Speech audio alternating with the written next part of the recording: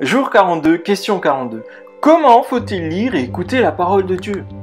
De Timothée 3, versets 16 et 17, toute l'écriture est inspirée de Dieu et utile pour enseigner, pour convaincre, pour corriger, pour instruire dans la justice, afin que l'homme de Dieu soit formé et équipé pour toute bonne œuvre, avec zèle, en nous y préparant et en priant afin de pouvoir accepter avec foi, la garder dans nos cœurs et la mettre en pratique dans nos vies. Important de comprendre que la Bible est en réalité une collection, une bibliothèque de 66 livres, rédigés sur une période de plusieurs centaines d'années, et pour cela Dieu a inspiré des dizaines d'auteurs différents, qui ont chacun rédigé des livres avec un objectif précis, défini par Dieu. Et pour ceux qui ont lu un certain nombre des livres de la Bible, il est frappant de constater que Dieu a conservé dans la diversité des styles littéraires, la diversité des auteurs, un fil rouge conducteur de sa révélation progressive de qui il est et de son plan de salut pour l'humanité. Toute l'écriture est inspirée de Dieu. Cela implique que Dieu, le Créateur, parle à ceux qui la lisent.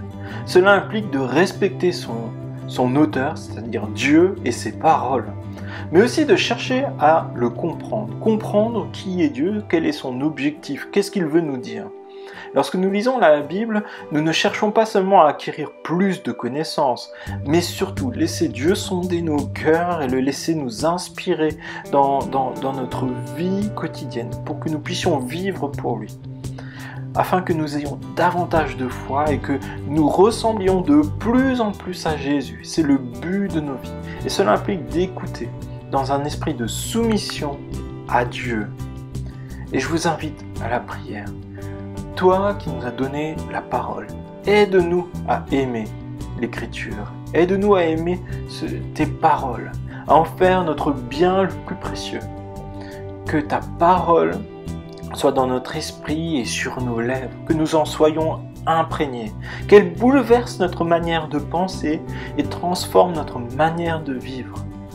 Fais de nous des étudiants attentifs, des adorateurs de ta personne et des serviteurs dévoués de ta parole parfaite. Je te prie ainsi dans le nom de Jésus-Christ. Amen.